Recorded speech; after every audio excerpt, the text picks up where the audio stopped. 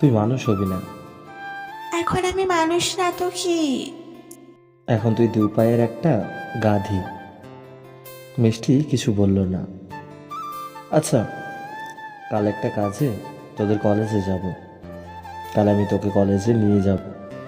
Ready হয়ে থাকিস। আচ্ছা। অনেক পড়ছিস, আর পড়তে হবে না। বেশি পড়লে আবার বিদ্যানবী হয়ে যাবি।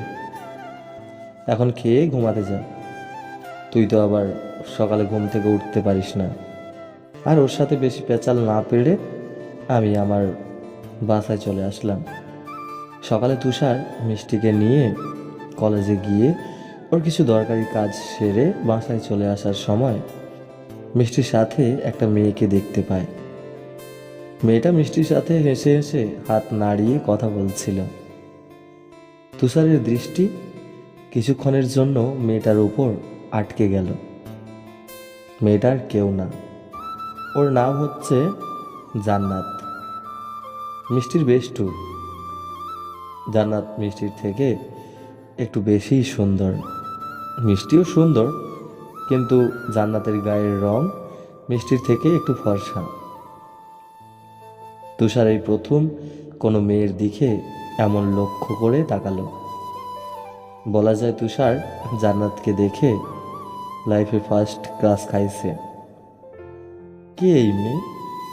নাম কি ওর? মেয়েটা যেহেতু মিষ্টির সাথে কথা বলছে, তার মানে মিষ্টি ওকে চেনে। আমার এই মেয়েটার সাথে কথা বলতে হবে, আর তার জন্য মিষ্টিকে পটাতে পারলেই আমার আর কিছু করতে হবে না।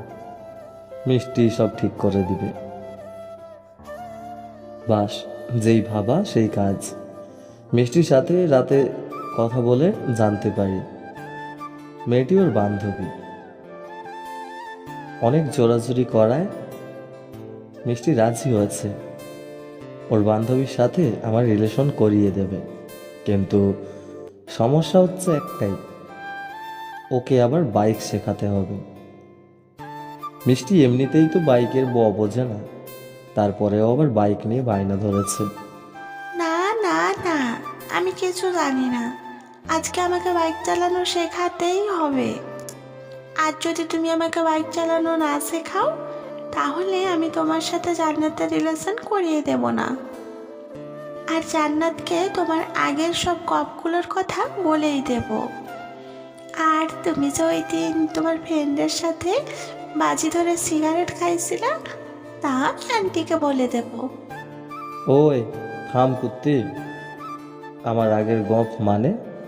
আমি আগে কি আরো রিলেশন করছি? করো নাই? করছি।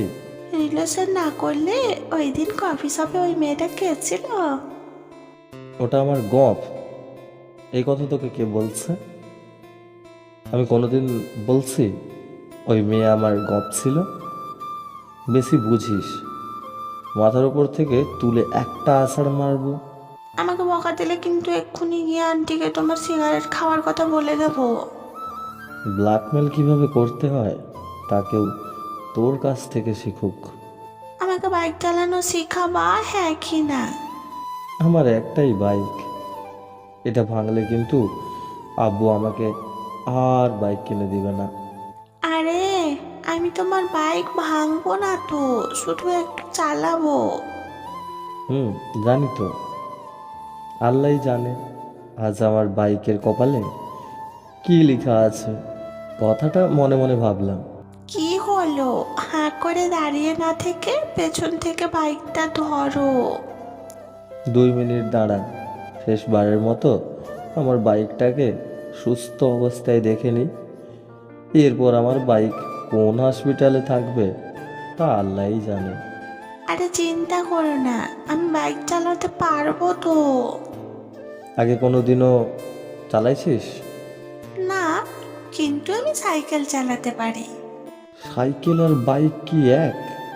এত কথা না বলে এখন আমাকে বাইক চালানো শেখাও তো। সো বন্ধুরা, আমাদের পরবর্তী পর্ব দেখার জন্য আমাদের চ্যানেলটি সাবস্ক্রাইব করুন। পাশে থাকা বেল আইকনের অল ঘন্টিটা বাজিয়ে দিন। একটু শেয়ার করে দিন বন্ধুরা। আর হ্যাঁ, লাইক কমেন্ট করতে ভুলো না যেন। ধন্যবাদ।